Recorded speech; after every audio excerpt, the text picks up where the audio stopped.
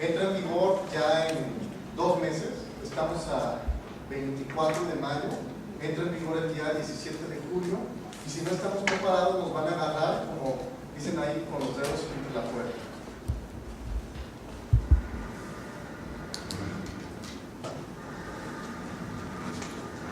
Uno de los mitos de esta ley es que solamente para operaciones ilícitas, y no es necesariamente así.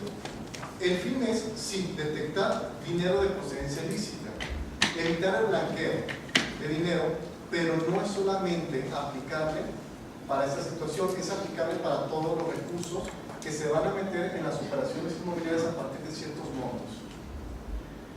El otro mito es que es solamente para operaciones en efectivo. Cuando vas a hacer operaciones de muchos millones de pesos, entonces tienes que tomar en cuenta esta ley para que no tengas un problema, y eso también es un mito. Y el séptimo mito es que solamente para conocerla y nada más, para tenerla por ahí guardada para cuando se ofrezca. Y eso no es así, porque hay cambios radicales en nuestra operación inmobiliaria.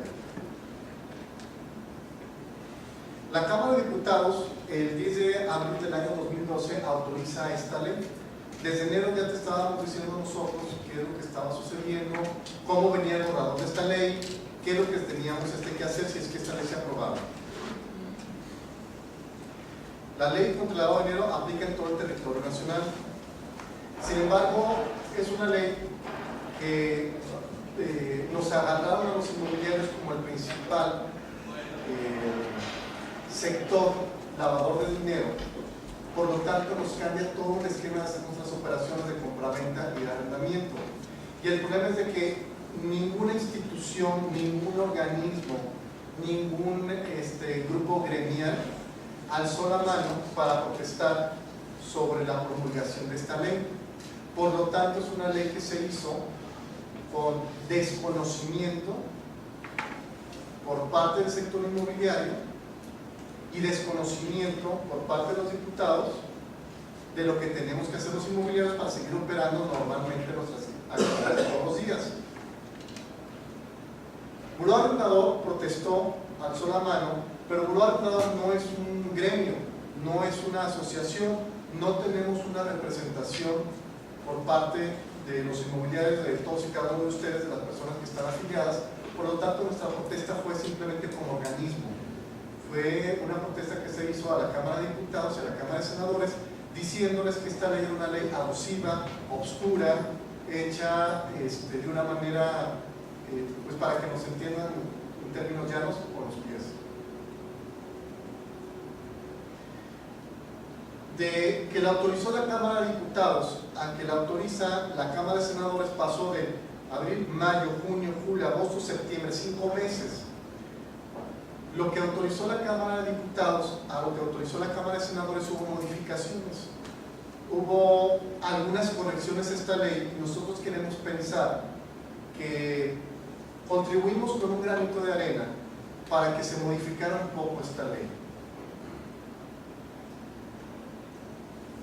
El licenciado Felipe Calderón la promueve y emite y se publica el día 17 de octubre del año 2012.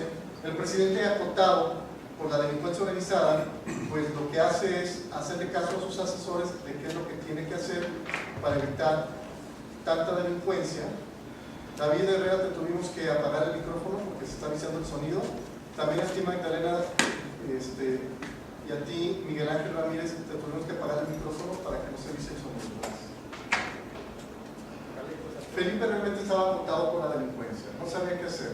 Estaban haciendo leyes, estaban haciendo operativos, había leyes que estaban en el tintero, leyes que no se aprobaban, que no se destrababan, ya iba a terminar su periodo y rápido tenía que hacer algo. Entonces se promulgó esta ley que se hizo realmente al vapor. Su aplicación inicia ahora sí ya el 17 de julio de este año. Ya vamos a entrar por ello. Ahora, ¿de qué se trata esta ley y a quiénes nos afecta? Principalmente a nosotros, estamos aquí porque somos inmobiliarios. Dice esta ley que hay un sector vulnerable, que hay sectores vulnerables o vulnerables, grupos sensibles, donde a través de estos grupos se cometen fechorías, se cometen de esos grupos es el grupo inmobiliario, el sector inmobiliario. Pero no solamente el sector inmobiliario, los bancos, la venta de joyas, el blindaje de vehículos, el blindaje de casas, los casinos, pero estamos dentro de este gremio, de una de las actividades vulnerables. De hecho, estamos junto con los casinos catalogados como los principales lavadores de dinero para el gobierno federal. Entonces son casinos y son bancos, son actividades vulnerables. Los joyeros, los que fabrican, venden, comercializan todo tipo de metales y joyas preciosas, el blindaje de automóviles, las inmobiliarias, las constructoras, las casas de cambio y las cajas populares. Si se fijan, estamos a nivel de los casinos, a ese nivel estamos tratados los inmobiliarios, porque nadie participó en esta ley por parte del gobierno inmobiliario. Es una lástima, ¿no? Porque gastamos mucho, y también gastaron mucho ustedes en estas pláticas, pero nadie se quejó, nadie participó, nadie dijo yo quiero ir con tal diputado, yo quiero ir con todos los diputados, yo quiero ir a la votación, quiero quejarme, quiero con una manta, quiero con un correo electrónico. Lo hicimos nosotros, pero lo hicimos de una manera, le repito, no gremial, porque no somos un gremio, somos un organismo de protección inmobiliaria, pero pues a quienes le tocaba esta tarea, pues en su momento lo vieron innecesario. Lo decimos con mucho respeto. Llegamos a tener fricciones con algunos organismos nacionales diciéndoles que el año 2012 era el momento cuando tenían que alzar la mano, poner un freno, poner un alto hacia la promulgación de esta ley, porque nos iba a afectar grandemente a todas las inmobiliarias. No lo hicieron, dijeron que eso no era necesario, que eso no era cierto, que eso era una exageración, que eso era un mero proyecto, y finalmente pues el disque proyecto se promulgó el 17 de octubre del año pasado. ¿Y por qué nos afecta tanto esta ley? Pues porque los cambios son radicales, ¿sí? Ahorita vamos a entrar en materia y se los vamos a leer ciertos artículos de por qué nos cambia de forma tan dramática nuestra base de datos. Cuando entró la ley de protección de datos personales, nos cambió la manera de poder investigar inquilinos. Después esta ley se endureció y hasta llegó a ser clandestino el hecho de recabar información de un posible inquilino y su fiador si no teníamos la autorización de ese inquilino y su fiador. Entonces esa ley nos cambió esa situación. Llega la ley de extinción de dominio y nos pone en riesgo a todos los inmobiliarios y a las propiedades de los dueños. Llega esta ley de lavado de dinero y no solamente es para arrendamiento, nos va a cambiar todas las operaciones y el mecanismo como lo hacemos. Pero ¿qué pasa si no la entendemos o no la aplicamos? Van a abrir multas, van a venir apercibimientos, incluso la misma ley habla de problemas de cárcel. Y el problema es de que su aplicación va a ser un poquito difícil de entender, porque la misma ley es contradictoria en algunos artículos. Está tan oscura que llega a contradecirse. Imagínate que te pido ahorita que me des por favor un café caliente y te reclamo porque no me lo trajiste frío. Entonces ahí hay una contradicción. Y la ley es algo así como este ejemplo. Dice una cosa en un artículo y en el artículo siguiente dice exactamente otra cosa, y esto está pues un poquito de locura, ¿no? ¿De qué nos tenemos que cuidar y qué es lo que tenemos que hacer? Esta plática no pretende hacer una alegoría al lavado de dinero y tampoco pretende que seamos moralistas en el aspecto en que no se lave dinero porque no sabemos quién lo hace a través de nosotros. Sabemos pues que hay algunas inmobiliarias conocidas que históricamente ya tienen una tradición de apellidos bien conocidos donde sabemos que se lava dinero y no nos escandalizamos ante ello. Simplemente de lo que se trata es que a través de nuestras empresas evitar tener un problema inmobiliario que nos represente multas, cárcel o escándalos, porque este tipo de escándalos pone muy mal parado al sector inmobiliario. Acuérdense que el principal problema que tenemos en el sector es la falta de credibilidad y de cultura de los propietarios para acudir a las inmobiliarias. Si hay escándalos en nuestro sector, peor para los propietarios. Mira, y a mí que me ofreció un servicio inmobiliario, gracias a Dios no los contraté, porque el público es muy cruel. Y si ven un escándalo en los medios, ya enseguida catalogan a todas las inmobiliarias de la misma manera.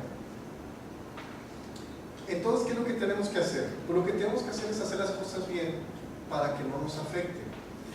Y dentro de los cambios que nos obliga a hacer a los inmobiliarios es tener muy bien organizados los documentos de nuestros clientes propietarios, de nuestros clientes compradores, de nuestros clientes arrendatarios y de nuestras propias empresas para estar preparados en el momento en que la autoridad haga revisiones. Porque esta ley de lavado de dinero tiene consecuencias no solamente graves, sino que la supervisan varias autoridades. La ley de extinción de dominio, ayer vimos por el funcionario de la PGR, que son ellos los que se encargan precisamente de la extinción de dominio, el Ministerio Público Federal. Si el Ejército o la Marina llegan a tumbar la puerta de una propiedad porque hay en flagrancia un hecho ilícito, el Ejército y la Marina no hacen la extinción de dominio, detienen a la gente, rescatan a los secuestrados, hacen lo que tienen que hacer, pero es el Ministerio Público Federal la autoridad encargada de esto, y ya será el juez quien dé el aviso formal de la extinción de dominio. En el caso de la ley de lavado de dinero, son varias autoridades. Entonces, ¿qué es lo que vimos en su momento? La ley de protección de datos personales, porque supletoriamente se aplica para interpretación de esta ley la ley de protección de datos personales. Y qué bueno que vimos y repasamos la ley de extinción de dominio, porque se aplica supletoriamente también para términos de esta ley, de su interpretación, la ley de extinción de dominio. Y en esta ley, quien la va a supervisar es tanto la Secretaría de Hacienda, a través del SAT, como la propia Procuraduría General de la República. Entonces hay un doble manejo de la autoridad, con todas sus contradicciones que trae. Vamos a ver el artículo 17. Hoy les mandaron ya en la mañana a todos, a los que no lo hayan revisado o no lo tengan por ahí en su bandeja de entrada, revisen su bandeja de spam. Ya se les mandó la ley de extinción de dominio. Esto se les va a mandar el día lunes, toda esta presentación, para que ustedes la tengan, pero vean lo que tenemos que tomar en cuenta, ¿no? Por ejemplo, vamos a tomar el artículo 17, dice: para efectos de esta ley se entenderán como actividades vulnerables y por tanto objeto de identificación en términos del artículo siguiente, las que a continuación se enlistan. Estas láminas están hechas copiadas de la ley, se copiaron y se pegaron, no se transcribieron, no se le quitó ninguna letra, no hay edición, solamente copiamos las cosas que nos interesan a los inmobiliarios, quitamos muchas otras partes, pero si ustedes ven por ahí algo mal redactado, es porque así está la ley, no porque nosotros lo hayamos editado. Dice el artículo 17 en su inciso quinto, en el capítulo quinto: la prestación habitual o profesional de servicios de construcción o desarrollo de bienes inmuebles o de intermediación en la transmisión de la propiedad o constitución de derechos sobre dichos bienes, en los que se involucren operaciones de compraventa de los propios bienes por cuenta o a favor de clientes a quienes se presten dichos servicios. Para comenzar la redacción, yo la entiendo un poquito mal, ¿no? Está un poquito mal redactado, pero es la ley, la tenemos que cumplir.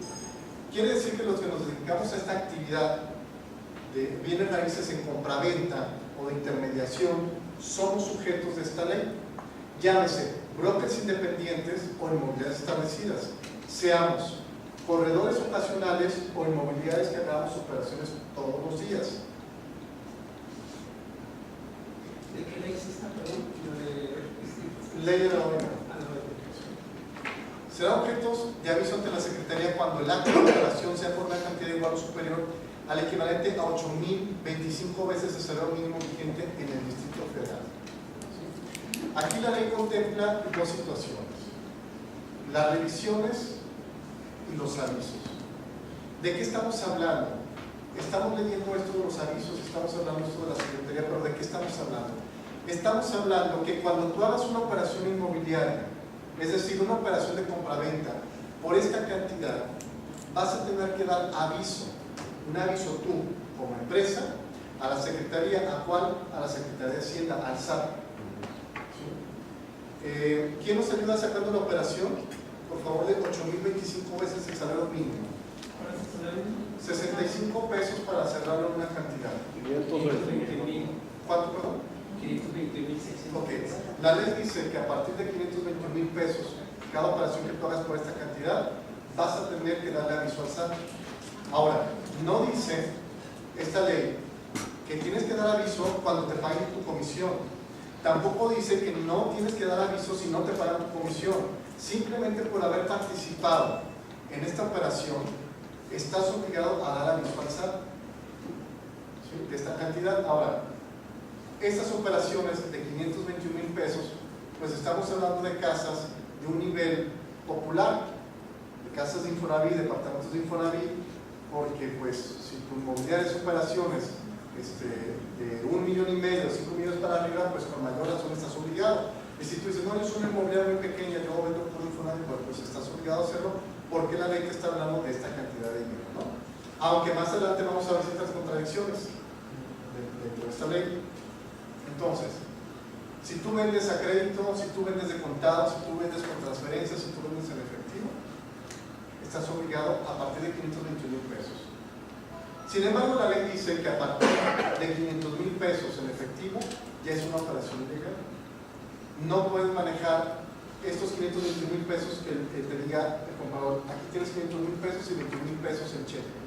Hay que tratar de manejarlo todo a través del sistema financiero, a través de cheque, a través de transferencia, a través de liquidación en el banco, precisamente para no entrar en estos supuestos y en estas actividades delincuenciales donde la autoridad nos da a nosotros, los inmobiliarios, la extenuante tarea, la burocrática tarea de hacer lo que le corresponde a un ministerio público y lo que le correspondía anteriormente al notario.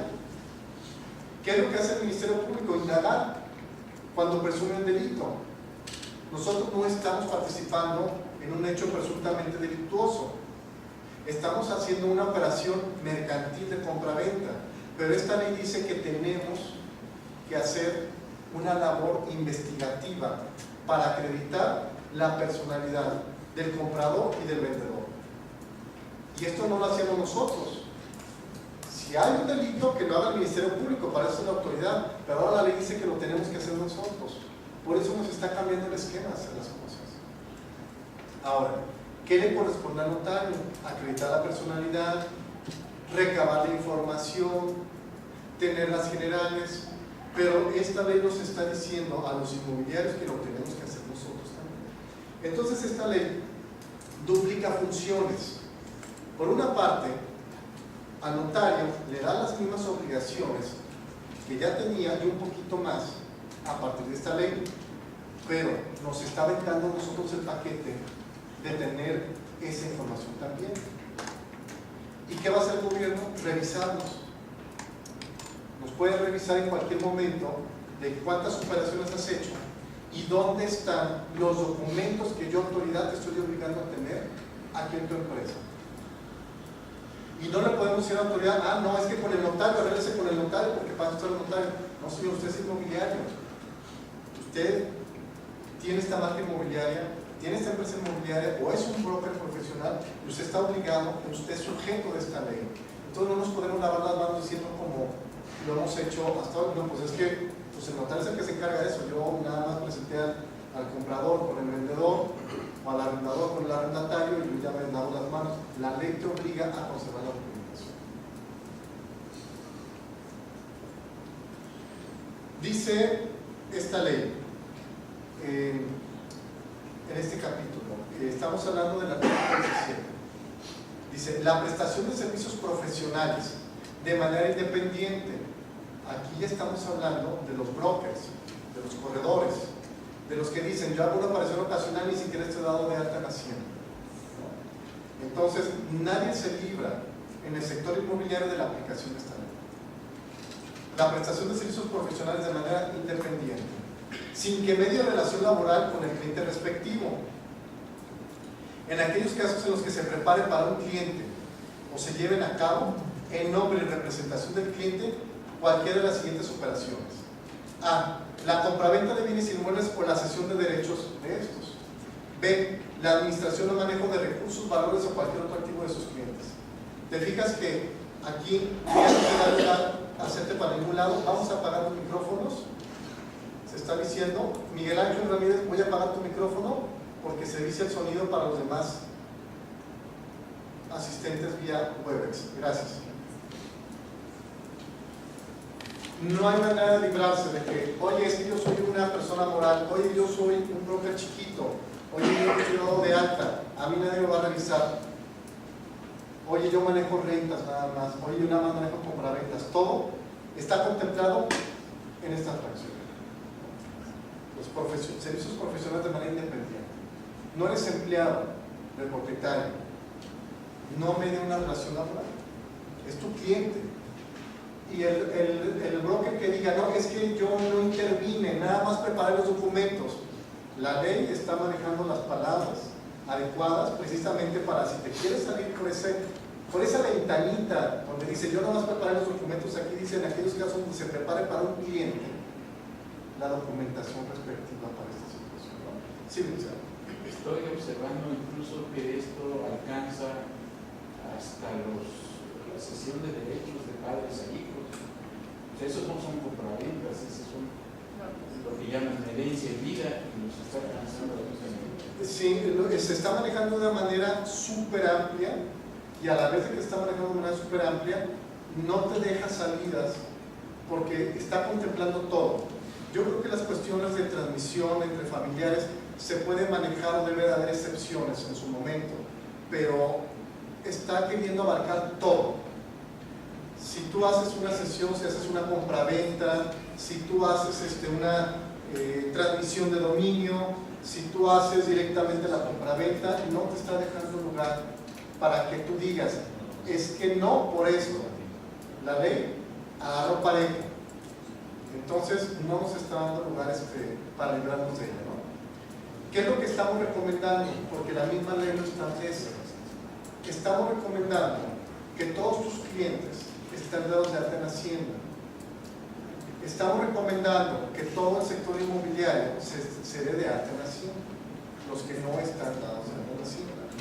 Nos va a obligar, como decíamos ayer, a tomar más en serio esto de invertir como empresarios inmobiliarios y no estar como improvisados alguna parte del sector que no está haciendo operaciones ocasionales, porque el que hace operaciones ocasionales está sujeto a esta ley. Entonces tenemos que invitar a los propietarios a que estén al corriente y con toda su documentación y tramitología en regla ante las autoridades hacendarias, porque esta ley que quiere prevenir un delito tiene toda la supervisión tanto de la Secretaría de Hacienda a través del SAT como de las autoridades ministeriales, que es la PGR. Entonces tenemos que tomar en cuenta esta situación, ¿sí? Este inciso es muy importante, el enunciado. Pero vuelvo a insistir, una viuda que nunca ha trabajado, que nunca ha estado registrada en el padrón fiscal, le hereda a su esposo los bienes, por ese simple hecho va a tener que empezar a cargar con las obligaciones fiscales. Yo creo que el notario va a tener que hacer los movimientos acostumbrados en ese caso, pero no creo que vaya por ahí el asunto. No creo que en el caso de la viuda vaya a tener que darse de alta para pagar lo que le corresponde, si es que le correspondiera algún impuesto por ahí, que el notario determine, etcétera. Yo creo que más bien es para las operaciones donde hay una transacción mercantil. Yo creo que más bien va enfocado a eso. Lo que pasa es que, aparte, no está hablando la ley de la viuda es, o sea, sino de quien le ayudara a hacer esa transacción, tal vez a veces sería la persona que es objeto, ¿no? Lo que el gobierno quiere es tener información de todo, de todas las operaciones. No le interesan las operaciones de 100,000 pesos, ni los departamentitos así super micros, cópicos y de 200,000 pesos. Le interesa la parte de 510,000 pesos. Por una parte, dice que le interesa prevenir un delito que es el lavado de activos. Pero por otra parte, realmente lo que quiere también es que no se le vayan impuestos por ninguna parte. Aumentar la base gravable. Así es.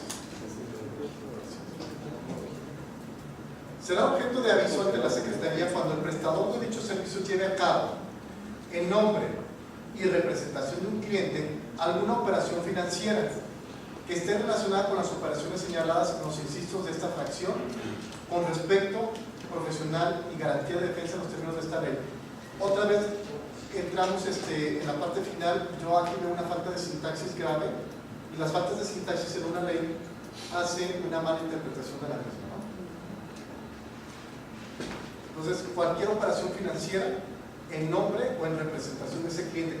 Pero en el inciso anterior nos habló de cualquier persona que esté como intermediario, y aquí nos habla intermediario, pero también que sea en nombre o representación. Y ahí no habla de límites, o sea, ahí son todas, ¿no? Es que Aquí habla todas, pero sí habla de las cantidades. Roberto, Mande. si un corredor hace una operación, pero no está dada de alta en la hacienda, no paga impuestos, no tiene acta constitutiva de una inmobiliaria establecida, ¿cómo va a detectar el gobierno supervisar la documentación o la operación que hizo? Ahorita vamos a tocar ese punto precisamente. Nomás déjame ver, porque creo que ya eché a perder esto. Vamos a leer, entonces, vamos a continuar con el artículo 17. Vamos a leer esa fracción 15. Vamos a ver. Dice, la constitución de derechos personales de uso o goce de bienes inmuebles por un valor mensual superior al equivalente de 1.605 veces el salario mínimo vigente en el Distrito Federal al día en que se realice el pago o se cumpla la obligación. Vamos a sacar la cantidad. ¿Cuál es la cantidad que habla de arrendamiento? Porque estábamos viendo ahorita operaciones de compraventa. Y en arrendamiento, ¿de qué estamos hablando? pues, uso goce, ¿no? O sea, Sí, pero la cantidad, son 104.000, 105.000, vamos a hablar de 105.000. Entonces, nos habla el artículo 17 en esta fracción, que será motivo de aviso, es decir, de que avises a la autoridad como inmobiliario, de que avises al SAT, de que tienes una operación de arrendamiento de 105.000 pesos al mes. Al mes. Esto nos da pie a pensar que son bodegas, casas con un perfil muy alto, tal vez manejadas en dólares o naves industriales. ¿Sí? Y dijeron todos, ya me la libré porque mis arrendamientos son de 5 y 10 mil pesos, ¿no? En promedio, la más cara de 20 mil. Ahorita no me dejan terminar el proceso como entonces.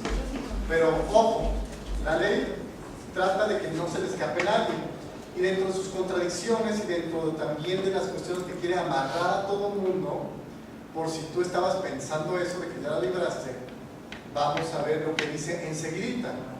Será objeto de aviso ante la Secretaría, que damos aviso, tú tienes que avisar como inmobiliario, ante la Secretaría de Hacienda, al SAT. Las actividades anteriores, cuando el monto del acto de operación mensual sea igual o superior al equivalente a 3.210 veces de salario mínimo. ¿Cuánto el licenciado Jorge? Que nos haga usted el favor. 1.210 veces. Sí, 3.210 veces. Primero nos habla de una cantidad y enseguida nos habla de otra cantidad. 208.000. ¿Por qué la ley nos habla enseguida de una cantidad y de otra? Esto es una contradicción, es una ambigüedad de la ley. ¿Sí? Eso tiene que ser corregido. Pero así fue emitida. Nos habla de 105.000 mensual y enseguida nos habla de cuánto iniciado. 208.000. Pero como estamos obligados, pues la tenemos que acatar, pues tenemos que agarrar con la cantidad inferior, ¿verdad? Que son 105.000. Pero es exactamente lo que. Pero esto no es de un arrendador, o sea, esto es lo que dice la ley, copiado de la ley. Bueno, con eso ya están comprobando que la ley está mal hecha, ¿no? ¿Por qué no participó nadie del sector inmobiliario? No lo sé. Repetimos, un arrendador se quejó, pero nadie del gremio, del sector, nadie participó. Hubo un desconocimiento, los diputados no son corredores, los diputados no son inmobiliarios. Tal vez habrá alguno, pero nadie participó. Y nos provocó fricciones el hecho de invitar por ahí a alguien a nivel nacional a que por favor participara a nivel gremial con esta situación, y simplemente nos dijo que no era verdad, que no era cierto, que no era el momento y que no era así, como decíamos, y la consecuencia fue que el sector inmobiliario no pudo meter las manos para participar activamente y decir, señores, esto está mal hecho, esto tiene que ser así. Pero bueno, sigamos. Entonces pensábamos que ya la libramos porque, por ejemplo, yo no rento casas de 105.000 pesos, ¿no? Pero vamos a ver lo que dice esto. Dice, Los actos o operaciones que se realicen por montos inferiores a los señalados en las fracciones anteriores no darán lugar a obligación alguna. O sea, si tú rentas por 5,000 pesos, no tienes la obligación de dar el aviso al SAT. Porque por 5,000 pesos dice la autoridad que no se considera lavado de activos, posiblemente, ¿no? No obstante, o sea, hay un pero. Si una persona realiza actos o operaciones por una suma acumulada en un periodo de 6 meses que supere los montos establecidos en cada supuesto, para la formulación de aviso podrá ser considerada como operación sujeta a la obligación de presentar un libro para los efectos de esta ley.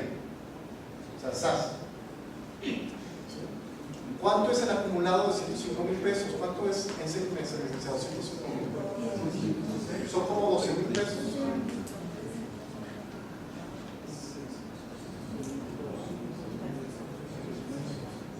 Son 17,500.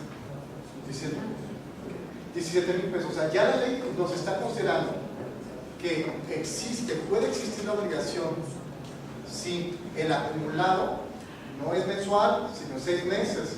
Y entonces yo creo que todos aquí manejamos casas de arriba de 17,000 pesos, ¿no? Entonces, si te fijas, la ley no quiere dejar escapar nada ni a nadie. Dice que puede dar lugar a la obligación del aviso. Pero realmente existe la obligación o no, eso no lo va a decir el reglamento. ¿Y qué tenemos que hacer los inmobiliarios? Estar listos. Tener la información para si Hacienda te dice cuáles son tus operaciones de 17,000 pesos acumulados en 6 meses, que da la obligación porque son 105,000 de lo que habla la ley. Aquí están, esas son mis operaciones, tenerlas listas para el momento en que nos las requieran. O sea, si te dan 6 meses adelantados, obviamente tienes que reportar sobre eso. Si ya rebasa 105,000 en 6 meses, sí.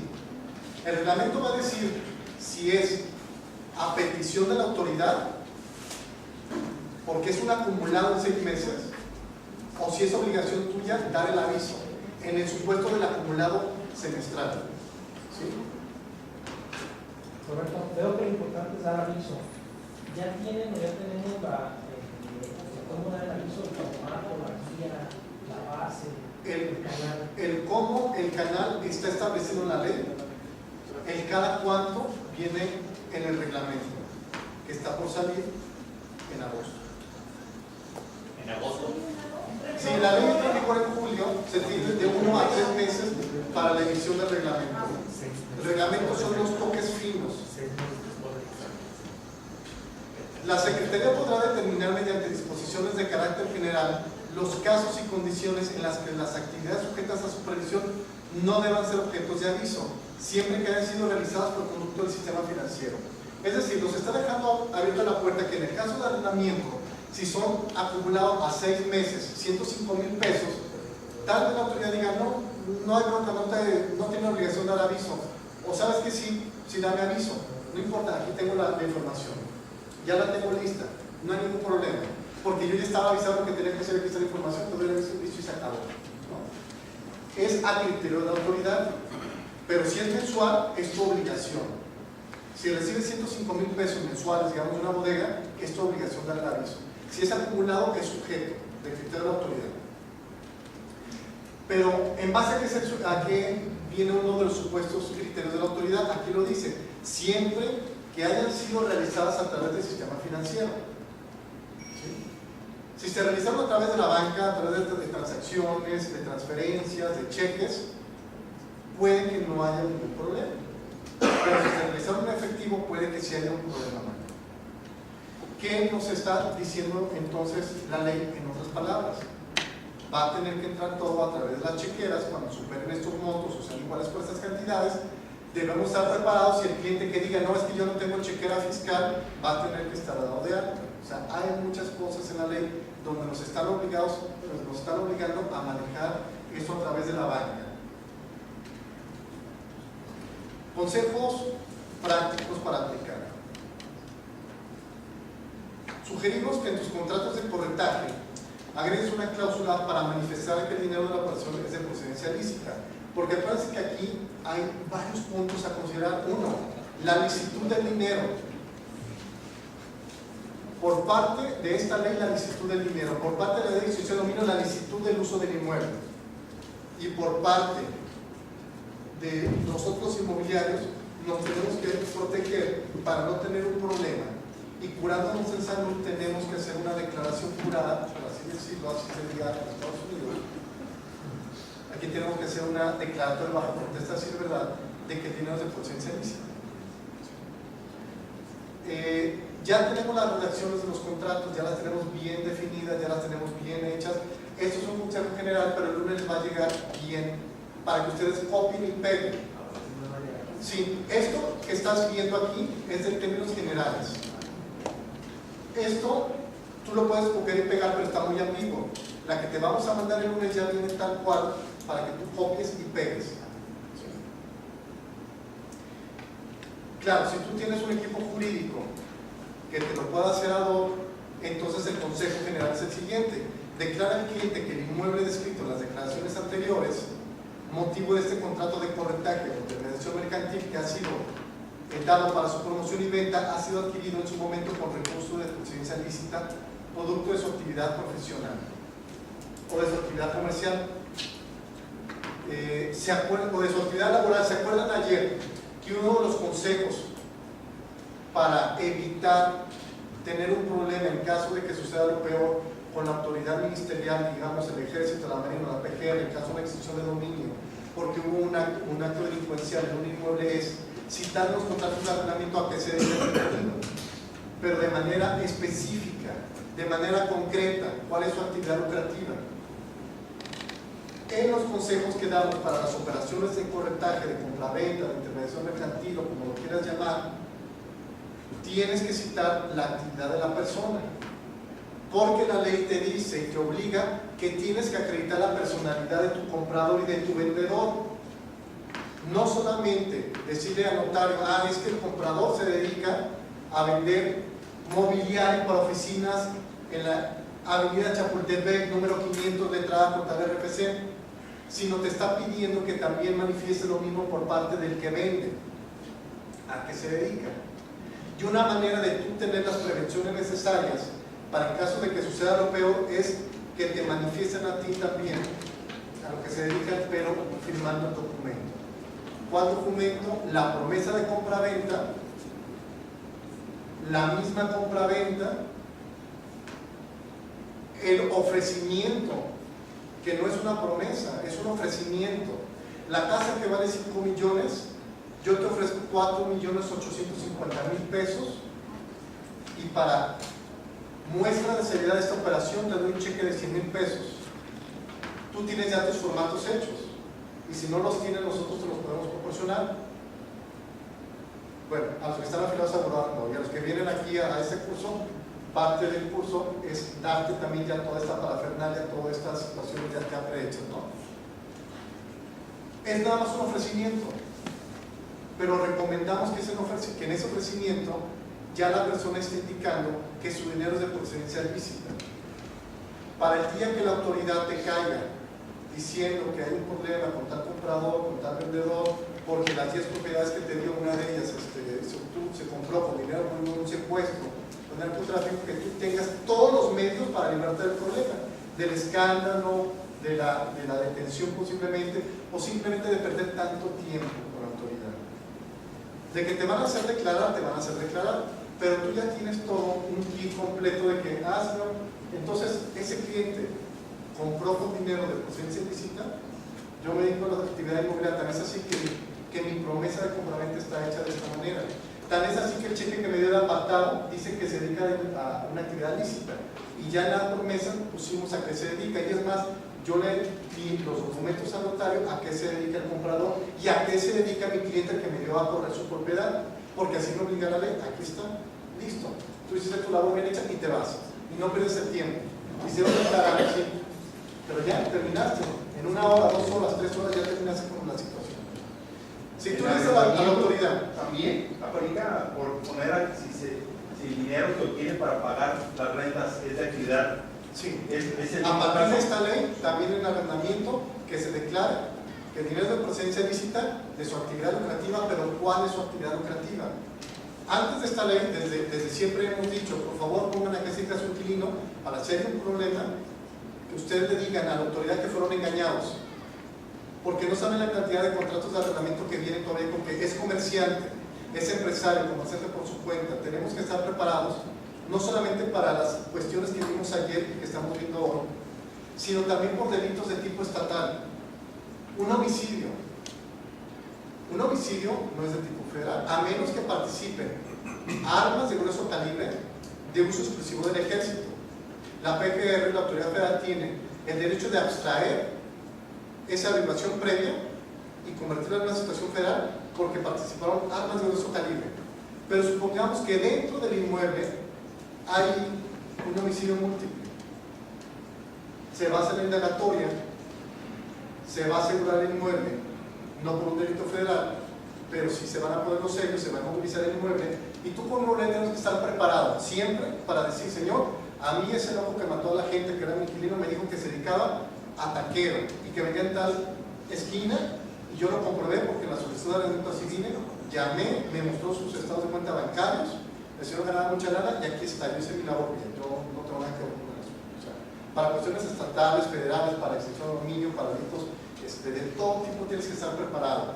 Y no es complicado, simplemente hay que acostumbrarnos a meter estas cláusulas y hay que acostumbrarnos a que no nos dé pena ni a nuestros corredores a solicitar la información de a qué te dedicas, porque uno de los talones de Aquiles, tanto en arrendamiento como ahora va a ser en compraventa, es pedirle la información al que compra o pedirle la información al inquilino o incluso al dueño de la propiedad. Y si es el dueño, ¿por qué le voy a pedir información? Si el inquilino es el que tengo que investigar, pues esta ley te dice que si tienes que investigar a qué se dedica el propietario del inmueble. ¿Te fijas cómo nos cambia el esquema? Ahora sí nos hace tener información completa, nos hace ser casi agentes de la CIA, ¿verdad? Y eso es a partir del 17 de julio. Ahorita los contratos de hechos no tienen... La ley no retroactiva, es a partir del 7 de julio, pero insistimos en que nos tenemos que ir acostumbrando para volver a esto una normatividad, y el día que nos diga el propietario, ¿por qué me preguntas a mí si yo soy el que vendo, yo soy el que rento, la propiedad es mía? ¿Cuándo en la vida se ha visto que me tengo yo que decir? Señor, a partir del 17 de julio es nuestra obligación de nosotros, inmobiliarios, y usted dueño. Entonces, nos cambian muchas cosas. Hay una dinámica de cambio a nivel mundial para todo. Se está profesionalizando todos los aspectos de la vida, todas las profesiones, todos los oficios. El Internet nos cambió el mundo. Ha habido muchos cambios. Y el sector inmobiliario en México era el que menos se supervisaba y a través del cual se daba más dinero. Yo les voy a poner un ejemplo. Si yo fuera traqueto, narcotraficante, si fuera un delincuente que ganara mucho dinero, yo en lo personal, yo sí compraba bienes inmuebles. Y es lo que se hace por parte de la delincuencia, se compra bienes inmuebles. Pero ojo, esto no es para que dejes de tener clientes, no es para que no hagas operaciones, es para que te prevengas y tengas un problema de multa, de requerimiento de cárcel, de extinción de dominio del dinero o del inmueble, o tener un requerimiento fuerte por Hacienda, por evasión fiscal, o porque permitiste de manera evidente a través de la negligencia de no cumplir con la ley un lavado de dinero evidente. No vamos a hacer una alegoría ni un curso de cómo lavar dinero. Si tú tienes un compadre que tiene 500 millones de dólares en efectivo y te pide comprar edificios, pues tú sabes lo que tienes que hacer y cómo lo tienes que hacer, y tu equipo jurídico y tu equipo de fiscalistas, para que tu inmobiliaria no sea un arrocito negro y que nos haga escándalos a los demás inmobiliarios. ¿Sí? No estamos hablando de cuestiones morales ni éticas, ni que no hagas negocio. Tú sabes lo que tienes que hacer. Dile, compadre, pues a ver cómo le hacemos para esos 500 millones de dólares, pero hazlo bien. Las cosas malas, dice el dicho, hazlas bien. ¿Sí? Entonces, repito, no es para que dejes de hacer negocios, es para que evites tener un problema y ese problema se transforme en una mala publicidad hacia el sector inmobiliario. Entonces, una declaratoria de que el cliente declara de que ese inmueble que te está dando el corretaje es de procedencia lícita, lo compró en su momento por una procedencia lícita. Te aconsejamos también que en la operación de compraventa pidas al notario, porque ojo, hay muchos notarios que omiten ciertas situaciones porque ya están acostumbrados a hacer ciertas cosas o porque es su secretaria la que hace todo y él nada más firma. Ejemplo, cuando se hacen las famosas transacciones judiciales en arrendamiento. que pues, muchas ya no operan como deben de ser, y cuando tienes un problema mayúsculo, te vas con la finta de que no, pues no hay bronca, hice una transacción judicial con el notario, y el juez te dice, señor, pero es que lo que usted me está reclamando no viene aquí en este contrato, no es materia de litis, no tiene nada que ver lo que usted me dice porque lo haya hecho ante cualquier autoridad o ante un tratado no tiene contrato de ley, por lo tanto no tiene razón de ser lo que usted me está diciendo, porque es una situación imposible y no está contemplado en ese documento. ¿A qué es lo que vamos? Que revisen lo que el notario hace, porque finalmente los responsables somos nosotros. Y el notario, cuando llega a tener un problema, porque también esta ley contempla a los notarios y sus omisiones, la negligencia, los descuidos, contempla las obligaciones de aviso y todo esto, el notario es abogado y tiene un colegio de notarios, pero hay inmobiliarios que no tienen un abogado que cabecera o que no están afiliados a una asociación. ¿Quién los va a defender? ¿Quién va a gastar el dinero con ustedes para contratar un equipo jurídico que los defienda? Por eso es importante revisar todo. Por eso nos cambia este esquema. Ahora tenemos que ser más cuidadosos, tenemos que ser más meticulosos, tenemos que leer todo, tenemos que pedir todo y tenemos que ser más conscientes de las operaciones. Y este talón de Aquiles de que el inmobiliario siempre está corriendo y me urge porque la gente le urge, ya no se va a poder dar si queremos hacer las cosas bien. Entonces, te aconsejamos que en la operación de compraventa piensa anotar, hagan unas anotaciones. El notario ya por ley lo tiene que hacer, pero si no las hace, porque se le olvidó, o porque no se enteró, o porque estaba enterado pero no lo vio necesario, pues es parte de tu obligación. Declara al vendedor que el inmueble descrito en las declaraciones anteriores, motivo de esta compraventa, ha sido adquirido en su momento con recursos de procedencia lícita, producto de su actividad profesional. Eso es lo que tiene que poner el notario. La cláusula ampliada, las que vamos a mandar en un momento. Declara el comprador, ahora corresponde al comprador, que el inmueble que se adquiere en este momento, ya el notario le echa todo el rollo, ¿no? Que el bien raíz, que el bien inmueble, el tal domicilio por el número tal, debe ser usado, ponemos primero el número por el número tal, de tal casa y todo eso, todo el rollo legal, ¿verdad? Aquí lo que tratamos es de hacerlo con un lenguaje no legal para hacer lo que quería todo el mundo. Que el inmueble que se adquiere en este momento es con dinero de procedencia lícita producto de su actividad profesional o de su actividad laboral o de su actividad lucrativa, ¿sí? Pero ustedes ya saben que si era taquero en tal esquina, con tal RFC o con tal número de cuenta de cheques, porque se los demostró en su momento, en el caso de arrendamiento, en el momento de una compra-venta, ustedes ya lo saben porque la ley les exige, nos exige a todos los inmobiliarios acreditar la personalidad y actividad del comprador y del vendedor. Se fijan que esto era una labor que jamás en la vida hacíamos ni se nos ocurría. Es más, ¿para qué molestar a la gente? Si hay un hecho delictivo, será el Ministerio Público el encargado de hacer las evaluaciones pertinentes. En caso de que el cliente diga, es que no tengo RFC como clave y no pienso darme de alta, ¿se acaba la operación o por no, riesgo? ¿Qué haces? No. Pregúntale al Jorge Quirarte qué pasa si un vendedor o un administrador de alta, si no debe de hacer la operación, no es un problema. Pero sí debes tú de saber a qué se dedica la persona, ¿sí? Estado de alta o no, tú tienes que saber a qué se dedica la persona. No es tu obligación, tú no eres una autoridad fiscal, pues tienes que saber a qué se dedica la persona, ¿sí? Baltasar, Erika. Sí. Todo el mundo estamos dados de alta. De hecho, si vendes una propiedad, como es un Infonavit, la otra, tú como vendedor, solamente exige un estado de cuenta bancaria con tu inmobiliario. Si no tienes, es fácil nada más enviar al cliente, al SAT, sacar una cita y ahí le dan su RFC como notario completo. Todo el mundo tenemos. Sí, lo sé, pero hay gente que no quiere parecer ingresado. O sea, estoy hablando del cliente, por ejemplo. Si un cliente dice, véndeme esta casa, te la voy a exclusiva, hay gente que dice, ¿sabes qué? Oye, ¿tú RFC? No, ni me pongas el RFC. A eso me refiero. Con esta ley lo vas a tener que inventariar. Se tendrá que luchar contra la cultura generalizada de la oficina. Pero eso se va a reportar, pero si lo reportas le tienes que poner RFC y tu cliente no te lo dio porque no le dio la gana, ¿cómo lo vas a reportar?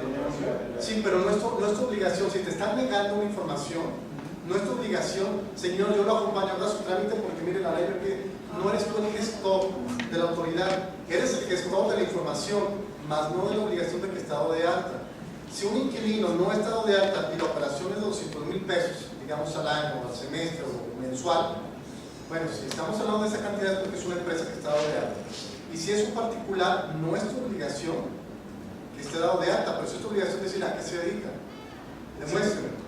Mi comentario es, a la hora que yo tenga que reportar esa operación inmobiliaria, yo no sé todavía si el SAT me va a pedir el RFC de esa persona que no tiene. Sí, sí te lo pide, pero vas a tener que ponerle ceros o vas a tener que Vas a ponerle... tener que poner que pones para dar una Sí, factura que no tiene. lo calculas, ¿no? O sea, lo de ventas. Sí, pero claro no la puedes autodeterminar No. y vas a tener que... Lo va a poner así, no. Pero fíjense lo delicado de esta ley.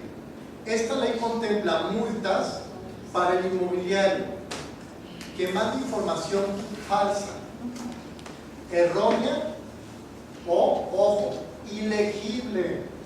Ay, no. Sí. Lo dice la ley, no lo digo yo, lo dice la ley.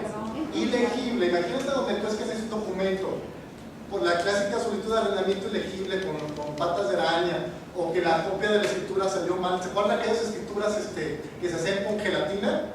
Sí. Ah, bueno, que No ya se leían nada. copias, no se leían nada y estaban hechas a máquina, ya bueno, si está ilegible, la autoridad impone multas al inmobiliario. ¿Sí? Repito, esto no es una cacería de brujas y no es para espantarnos, es para prevenirnos y hacer las cosas bien y estar bien.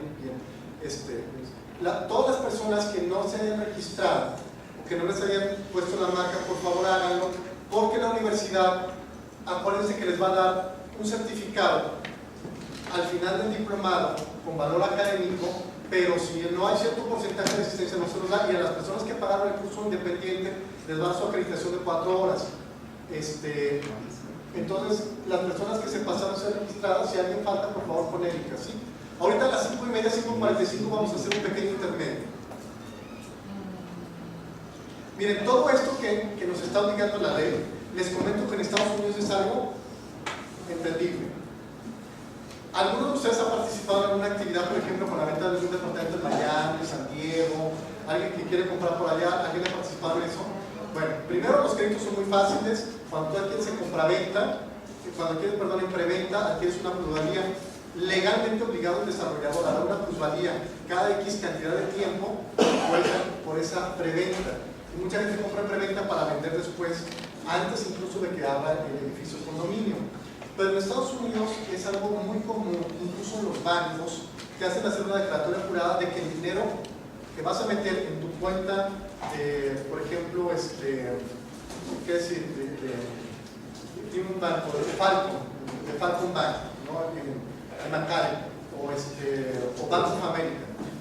Vas a meter $5,000 o vas a meter $5 millones, es lo mismo. Que declares que el dinero es tuyo y dice, ¿tienes tu conocimiento de que el dinero que dices que es tuyo es de un tercero?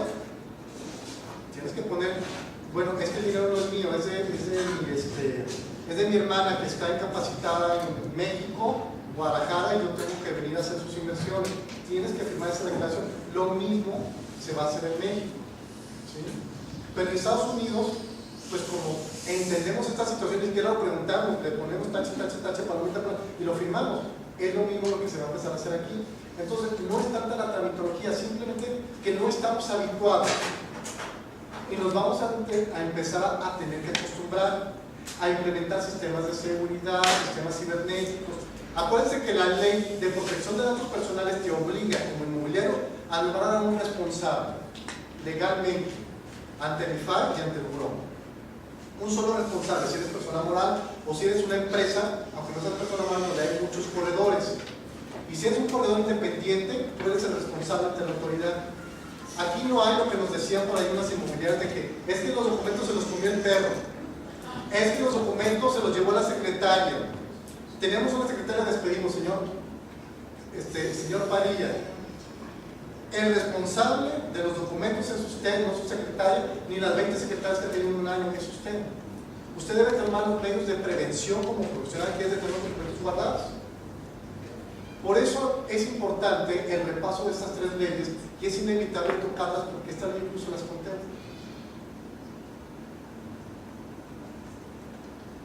Otro consejo práctico. En el caso de que el reglamento de la ley de lavado se emita conforme a los actuales textos, será entonces necesario, porque lo dice la ley, 1. Conservar la documentación del comprador y vendedor por un lapso de 5 años. Esta ley en apariencia es contradictoria con la ley de protección de datos personales que dice: si ya no hay una relación jurídica, no hay motivos para que conserves la información y la documentación de tu cliente, excepto en el caso de las sociedades de información crediticia o en el caso de un arrendador que permanentemente encriptan la información y la conservan porque es para intercambiar bases de datos cuando un inquilino te salió moroso, cuando un inquilino te salió puntual, toda esta información. Pero dice la ley de protección de datos personales: si no es una relación jurídica, no tengas documentos, rómpelos, tíralos. Pero dice esta ley que es superior a la ley de protección de datos personales. Dice, en palabras populares, que es la chipoclure, la pipiris nice, que es la que rifa. ¿Sí pueden entender? El lenguaje no legal. Que por encima de la ley de protección de datos personales está esta. Porque la ley de protección de datos personales dice que tienes que tener un secreto profesional y salvaguardar la información de terceros. Pero para esos efectos de esta ley dice: no, yo no soy un tercero, soy la autoridad. Y así hay un contrato de secreto profesional, de confidencialidad o incluso de secreto bancario, para mí no vale. Yo tengo la llave maestra para sacar la información de quien quiera. Durante 5 años tú tienes la obligación de conservar documentos e información. O sea, tienes las bodegas en tu empresa para conservar la documentación. Se te van a llenar de cucarachas, se te va a llenar de humedad, y si llega la autoridad y dice: dame los documentos de 5 años, como lo hace Hacienda con tus declaraciones, no, se los llevó la secretaria, se la comió el perro, no vale, te van a poner sanción muy alta. Por eso nace el Buró de Seguridad Inmobiliaria, que es una de nuestras plataformas hermanas, porque la ley dice: la tienes que conservar, pero puede ser física o puede ser electrónica. Electrónica es escaneada, encriptada y guardada en tu computadora. Pero les pasa que las computadoras se virulean cada 3 meses. ¿Quién sabe qué les pasa? A mí las usamos y pum, ya, se virulean. Se borra la información, se desconfigura por obra y magia de quién sabe quién. ¿Qué va a pasar? La autoridad no le puede decir: es que se me desconfiguró. Como aquel señor Padilla que decía: es que se la comió el perro, fue mi secretario. La autoridad no le importa si se te viruleó la máquina, se te desconfiguró. Tiene la obligación de conservar la documentación e información 5 años. Y nosotros hemos hecho una inversión muy grande para que a partir del 17 de julio, a través de nuestros servidores, nosotros tenemos una corresponsabilidad de, si tú quieres conservar durante X tiempo en nuestra plataforma la información que te obliga la autoridad, de manera gratuita durante 1 año para nuestros afiliados y para los AMPIs y otras asociaciones que están allegadas a nosotros. Y los que digan que por su cuenta, adelante, cada quien sabrá los métodos. Es una manera de simplificar el trabajo, ¿sí? Pero ojo, esto nosotros, ¿se acuerdan lo que platicamos ayer? Siempre nos adelantamos a los hechos, siempre nos dicen que esta ley no existía, que no era cierto, porque antes de que la Cámara de Diputados la promulgara ya teníamos la información.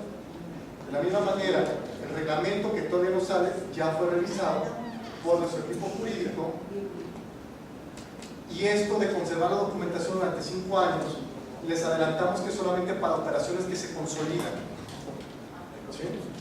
Para operaciones que se llevaron a cabo, no para las que no se llevaron a cabo.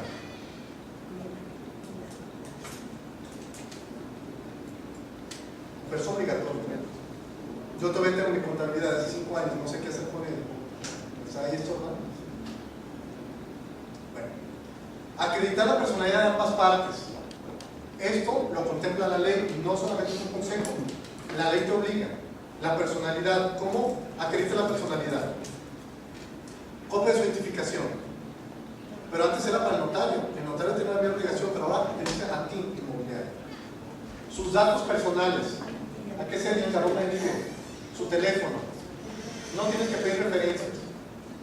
No tienes que investigar sus antecedentes criminales. La ley no te contempla esa situación. Te contempla situaciones que sean evidentes.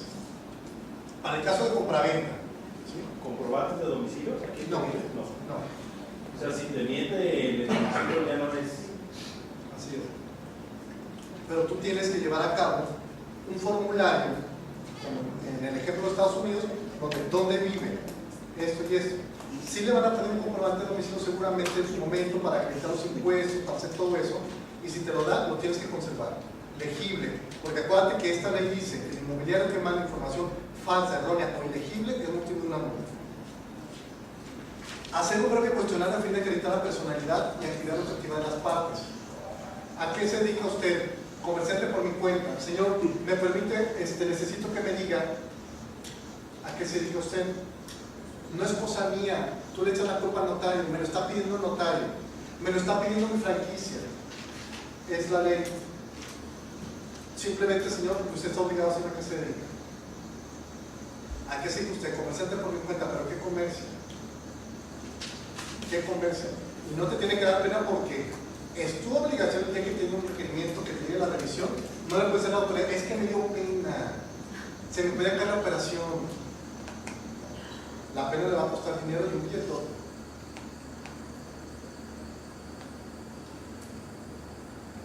Cuatro, dar aviso de la operación a la Secretaría, al SAT. En los casos que las cantidades sean, como establece la ley, aviso automático. El reglamento va a decir cada cuánto. Y en el caso de las operaciones de arrendamiento acumulado en esa cantidad por 6 meses o más, va a ser la que esté la autoridad siempre y cuando todo haya entrado a través del sistema bancario o del sistema financiero. ¿Sí? Y si no, pues todo va a ser motivo de supervisión y de sanción. Pero ayer se hablaba de que el efectivo solo hasta 160,000 pesos. Aquí ya vimos, estimado Mariano, las contradicciones en la ley. Ya vimos dos cantidades. ¿Te acuerdas? 105,000 y después 200, ¿qué licenciado? 180,000. Ya hay una contradicción. Entonces tenemos que irnos a la cantidad más baja. ¿Sí?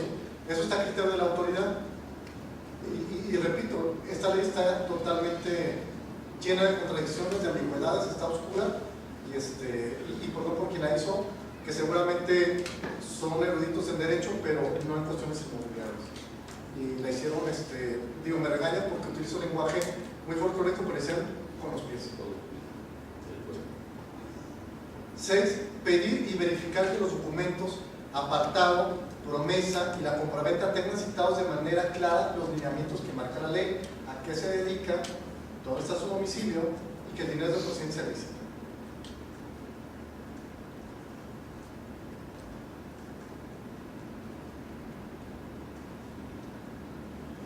Vamos a hacer entonces el primer intermedio, esta presentación. Hasta ahí viene esta presentación. Conforme al artículo, y aquí estamos citando el artículo, el inciso tal, la fracción y todo, de la mencionada ley necesaria, tiene de forma completa esta información. Entonces, ese es el cuestionario que tú tienes que tener para acreditar la personalidad y datos de tu comprador o vendedor, igualito. Una para el comprador, una para el vendedor. Nombre completo, RFC. Tú no estás obligado a que él esté dado de alta, pero sí a saber su RFC. Y si no tiene una clave, pues no le pongas una clave, pero sí tienes que poner el RFC. Fecha de nacimiento, aunque sea en apariencia una repetición. Domicilio, domicilio actual, domicilio completo, colonia, código postal, municipio y estado. Actividad específica, esto es muy importante, es parte del fondo del asunto. Comerciante por mi cuenta, vendo computadoras en la plaza de la tecnología, ¿no? Local L 16, zona centro, Guadalajara, Jalisco. Eso es una actividad específica. Como es el dueño, tiene que citar si es propietario único o si es copropietario, o incluso si es autorizado o si es un apoderado. Aquí de manera simplificada está propietario único o copropietario, porque cada copropietario tiene que llenar lo mismo, o el autorizado. Bajo protesta de decir verdad, declaro bajo protesta de decir verdad que el inmueble que vendo lo ha adquirido con dinero de presencia lícita, producto de mi actividad lucrativa mencionada en el inciso 5. ¿Sí? Una, para curarte en salud. 2, para cumplir con la ley que dice que tienes la obligación de acreditar la personalidad y actividad de tu comprador y de tu vendedor. Si nosotros mejoramos la imagen de profesionalización de nuestras oficinas, las pintamos, la ponemos bonita, todo esto, damos un impulso a la imagen de profesionalismo, nos van a cuestionar menos. Ese tipo de cuestionamientos o de cuestionarios le podemos poner la ley. El aviso de privacidad 2013 ya viene con la ley de lavado de dinero, mencionándola. Tenemos que explicarle a nuestros clientes que no es cosa de nosotros, sino que es cosa realmente de la autoridad, ¿no? Quiero leerles o releerles algunos artículos que quiero comentar con ustedes, porque esto les va a llegar el lunes, pero yo sé que la mayoría no lo van a leer porque es mucho texto y es cansado, pero sí vale la pena aquí tocar ciertos puntos relevantes, ¿sí? Dice, te voy a pedir que nos releas la fracción 11, inciso A y B, y esto que ya leímos, pero lo quiero repasar, porque vamos a tocar otros puntos sobre ello, ¿sí? Roberto, no salga, te voy a pasar aquí el micrófono. Roberto. Este tipo esto que se está realizando se puede hacer en hojas membretadas, tiene que ser hojas, pues,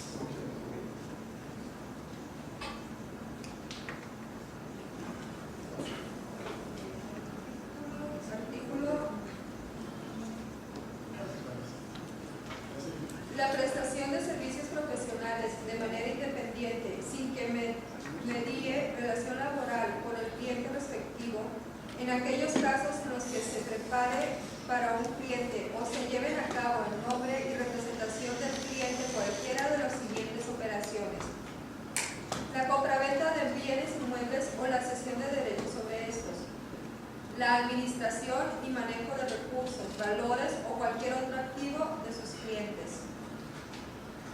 Serán objeto de aviso ante la Secretaría cuando el prestador de dichos servicios lleve a cabo nombre y representación de un cliente, alguna operación financiera que esté relacionada con las operaciones señaladas en los incisos de esta fracción, con respecto al secreto profesional y garantía de defensa en términos de esta ley.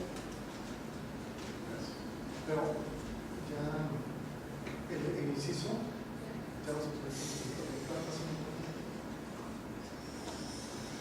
Eso ya lo hemos tratado al principio. Apagué la cámara para que nos concentremos en eso de la ley. Ahorita la vamos a aprender. Esto también es obligatorio para notarios. Dice la fracción 12ª o 12ª. La prestación de servicios de fe pública en los términos de los siguientes: tratándose de notarios públicos, la transmisión o constitución de derechos sobre bienes inmuebles, se extiende el artículo. Estas operaciones serán objeto de aviso ante la Secretaría cuando los actos o operaciones en el precio pactado, el valor catastral o en su caso el valor comercial del inmueble será el que resulte más alto, o en su caso el monto garantizado de la suerte principal sea igual o superior al equivalente de moneda nacional a 16,000 veces el salario mínimo general vigente para el Distrito Federal. Los notarios tienen una obligación a partir de esta cantidad, pero el cliente que diga, no, es que yo me voy a ir directamente con el notario porque yo ya me enteré que tú, corredor, tú, inmobiliaria, vas a ir con Hacienda a decirle que yo estoy vendiendo, que yo estoy comprando. Bueno, pues no se va a librar de ningún problema, no se va a librar del aviso, porque la ley lo hace lo mismo para los notarios. Otorgamiento de poderes para actos de administración y de dominio. Es también obligación dar aviso de los notarios de este tipo de situaciones. Fusiones de sociedades. O sea, esto contempla todo lo que te puedas imaginar. Lo que pasa es que hemos hecho esta plática enfocada más a la compraventa de arrendamientos, pero notarios tienen muchas obligaciones, tantas como tiene también el corredor. Dice, corredores públicos, la realización de avalúos sobre bienes con valor igual o superior al equivalente a 8,025 veces el salario mínimo vigente del Distrito Federal, constitución de personas morales mercantiles, constitución de derechos de fideicomiso. O sea, el corredor público se hace un avalúo, digamos de una empresa, va a tener que dar aviso también al pasado. el gobierno quiere agarrar por todas partes dónde se está manejando el dinero, ¿sí? Para que entiendan que no nos dejaron salida a los inmobiliarios de los corredores. Vamos a repetir parte de la fracción 15ª. La constitución de derechos personales de uso o goce de bienes inmuebles con un valor mensual superior o equivalente a 1.605 veces el salario mínimo del Distrito Federal. ¿Sí? Y ahí viene la contradicción siguiente que también ya leímos. Vamos a leer el artículo 18, lo que yo les comenté hace rato, pero se los voy a leer como lo dice la ley. Artículo 18. Quienes realicen las actividades vulnerables, o sea, nosotros, los inmobiliarios, que participamos en operaciones de compra-venta y de arrendamiento, dice, tienen las siguientes obligaciones. 1. Identificar a los clientes y usuarios con quienes realicen las propias actividades sujetas a supervisión y verificar su identidad, basándose en credenciales o documentación oficial, así como recabar copia de la documentación. ¿Sí? Esto lo dice el artículo 18 en su fracción primera. Dice, para los casos en que se establezca una relación de negocios, se solicitará al cliente o usuario la información de su actividad u ocupación. Es decir, cuando ya tengas una actividad consolidada o cuando hagas un contrato, digamos, de corretaje, ¿no? Sobre su actividad u ocupación, basándose, entre otros, en los avisos de inscripción y actualización de las actividades presentadas para efectos del Registro Federal de Contribuyentes. O sea, hay que pedir el representante de las personas. 3. Solicitar al cliente o usuario que participe en actividades vulnerables información acerca de si tiene conocimiento de la existencia del dueño beneficiario. Lo que comentábamos en palabras más simples, que si tú conoces que ese inmueble o ese dinero es posiblemente de otra persona, ¿no? O para otra persona. Y en su caso exista documentación oficial que permita identificarlo. Si es laboral en su poder, en caso contrario declarará que no cuenta con ella. 4. Custodiar, proteger, resguardar y evitar la destrucción u ocultamiento de la información y documentación que sirva de soporte a la actividad vulnerable, así como la que identifica a sus clientes o a sus usuarios. Y de aquí nos vamos a brincar al artículo 19. El reglamento de la ley establecerá medidas. Quedamos que el reglamento se emite máximo octubre. El reglamento de la ley establecerá medidas simplificadas para el cumplimiento de las obligaciones previstas en el artículo anterior, en función del nivel de riesgo de las actividades vulnerables que quienes la realicen. Es decir, ya dirá el reglamento si lo podemos hacer vía internet, si lo tenemos que hacer con una cadena, como se hacen las declaraciones de impuestos, una cadena digital que nos da el comprobante, lo tenemos que hacer personalmente o cómo lo tenemos que hacer, los puntos finos, ¿verdad? Artículo 20. Las personas morales que realicen actividades vulnerables, o sea, los inmobiliarios, deberán designar ante la Secretaría a un representante encargado del cumplimiento de las obligaciones derivadas de esta ley y mantener vigente dicha designación, cuya identidad deberá resguardarse en términos del artículo 38 de esta ley. Si eres una empresa, lo mismo que dice la ley de datos personales, un solo responsable tarifar ante el buró, un solo responsable de la información y documentación. Entonces, ¿para qué vamos a tener a dos responsables? Uno solo, puede ser tú como dueño de la empresa, es lo más simple, es lo más fácil, ¿no? O a tu gerente director, a sabiendas de todas las obligaciones que está contrayendo. Las personas físicas tendrán que cumplir en todos los casos personal y directamente con las obligaciones que esta ley establece, salvo en el supuesto previsto en la sección tercera del capítulo tercero de esta ley. Dice al artículo 22 que es contradictorio de la Ley de Protección de Datos Personales, pero por eso esta ley se erige como superior, por así decirlo, y en el aviso de privacidad modelo 2013, ya se contempla esta situación donde tú le expones al cliente que esta información de él se la vas a poder transmitir a la autoridad porque así te obliga la ley. Artículo 22. La presentación ante la Secretaría de Avisos, Información y Documentación a que se refiere esta ley por parte de quienes realicen las actividades vulnerables no implica para estos transgresión alguna a las obligaciones de confidencialidad o al secreto legal, profesional, fiscal, bancario, fiduciario o cualquier otro que prevenga las leyes, ni podrá ser sujeto de cláusula de confidencialidad en convenio, contrato o acto jurídico alguno. O sea, remancharon bien en las palabras por si malentiendes una. O sea, aquí no hay de que no puedo dar aviso, es tu obligación, ¿sí?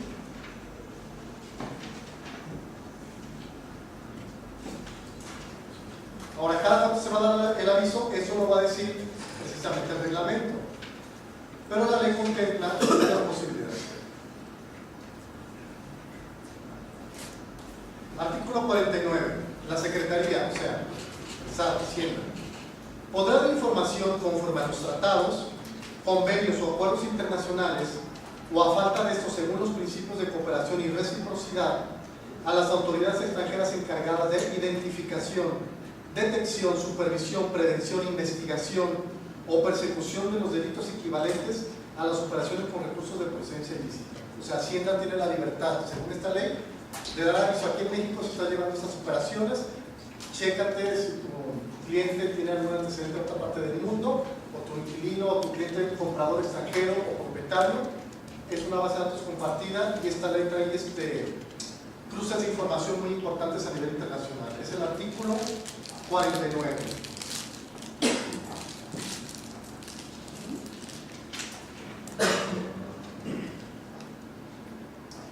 Artículo 53. Se establecerá la multa correspondiente a quienes: 1. Se abstengan de cumplir con los requisitos que les formule la Secretaría en términos de esta ley. ¿Qué requisitos? El aviso, ser supervisados, entregar la documentación, entregar la información. 2. Incumplan con cualquiera de las obligaciones establecidas en el artículo 18 de esta ley. 3. Incumplan con la obligación de presentar en tiempo los avisos a que se refiere el artículo 17 de esta ley. Casi todo lo que leímos fue el artículo 17. La sanción prevista en esta fracción será aplicable cuando la presentación del aviso se realice a más tardar dentro de los 30 días siguientes a la fecha en que debió haber sido presentado. En caso de que la extemporaneidad u omisión exceda este plazo, se aplicará la sanción prevista para el caso de omisión en el artículo 55 de esta ley. O 4. Incumplan con la obligación de presentar los avisos sin reunir los requisitos a que se refiere el artículo 24 de esta ley. 5. Incumplan con las obligaciones que impone el artículo 33 de esta ley. 6. Omitan presentar los avisos a que se refiere el artículo 17. No importa si te olvidó, si no sabías cómo, el reglamento te dice el cómo, si es digital, si es personal. Si tú lo omites y tienes la obligación, viene la multa. 7. Participen en cualquiera de los actos u operaciones prohibidos en el artículo 32 de esta ley. Por eso hay que invitar a los compradores a que todo se haga a través del sistema financiero, para que ustedes no caigan en este supuesto. Y las multas, bueno, mejor ni se las leo porque entonces sí.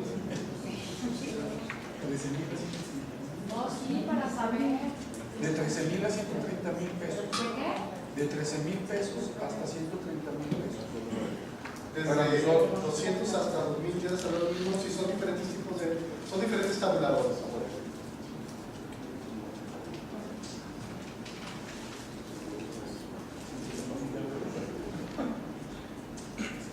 Capítulo 8 de los delitos, artículo 62.